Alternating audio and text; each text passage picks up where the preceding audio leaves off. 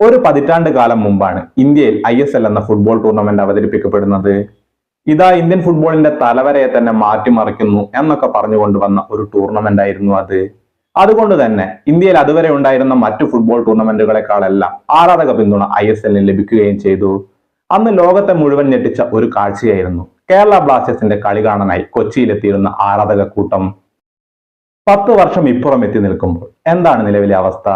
ഒരു ISL കിരീടം പോയിട്ട് ഒരു സൂപ്പർ കപ്പോ ഒരു ഡ്യൂറൻ കപ്പോ അങ്ങനെ ഒരു കിരീടവും ഇതുവരെ നേടാൻ കേരള ബ്ലാസ്റ്റേഴ്സിന് സാധിച്ചിട്ടില്ല. ഇത് കളി കാണാൻ വരുന്ന ആരാധകരെയും കൃത്യമായി തന്നെ ബാധിച്ചിട്ടുണ്ട്. ഈ കണക്കുകൾ എങ്ങനെയാണെന്ന് നമുക്കൊന്ന് നോക്കാം. ISLിലെ ആദ്യ 4 സീസണിലും കാണികളുടെ എണ്ണത്തിൽ ടൂർണമെന്റിലെ തന്നെ ഏറ്റവും ഉയർന്ന ശരാശരിയുള്ള ടീം കേരള ബ്ലാസ്റ്റേഴ്സ് ആയിരുന്നു. 2014-ൽ 48,000 മുകളിൽ, 2015-ൽ 46,000 മുകളിൽ, 2016-ൽ ഏറ്റവും ഉയർന്ന ശരാശരിയായ 52,000 മുകളിലും എത്തി. പിന്നീട് അണ്ടർ-17 വേൾഡ് കപ്പിന്റെ ഭാഗമായി സ്റ്റേഡിയത്തിന്റെ കപ്പാസിറ്റി 40,000 കുറച്ചു. അപ്പോഴും 2017-ൽ 32,000 മുകളിൽ ശരാശരിയോടെ ഒന്നാമത് ബ്ലാസ്റ്റേഴ്സ് ആയിരുന്നു.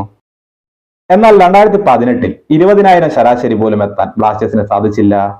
പിന്നീട് ഇതുവരെ ബ്ലാസ്റ്റേഴ്സിന് ഈ കണക്കുകളിൽ മുന്നിലെത്താൻ സാധിച്ചതുമില്ല. ഈ സീസണിൽ പോലും ചില മത്സരങ്ങൾ മാറ്റി നിർത്തിയാൽ മിക്ക മത്സരങ്ങളും നടന്നത് സ്റ്റേഡിയത്തിന്റെ പകുതി കപ്പാസിറ്റിയോട് കൂടിയാണ്.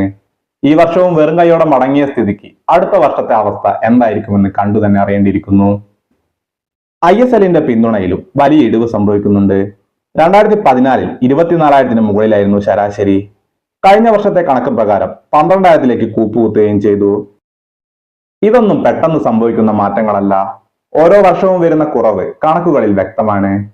ഇന്ത്യൻ ഫുട്ബോളിന്റെ തലവര മാറ്റാൻ പോകുന്നു എന്നൊക്കെ പറഞ്ഞുകൊണ്ട് വന്ന ISL ഇന്ത്യൻ ഫുട്ബോളിൽ എന്ത് ഇമ്പാക്റ്റ് ആണ് ഉണ്ടാക്കിയത് എന്ന കാര്യവും പരിശോധിക്കേണ്ടത് തന്നെയാണ്. നിലവിലെ ഫിഫ റാങ്കിംഗ് പ്രകാരം ഇന്ത്യയുടെ റാങ്ക് 121ആണ്.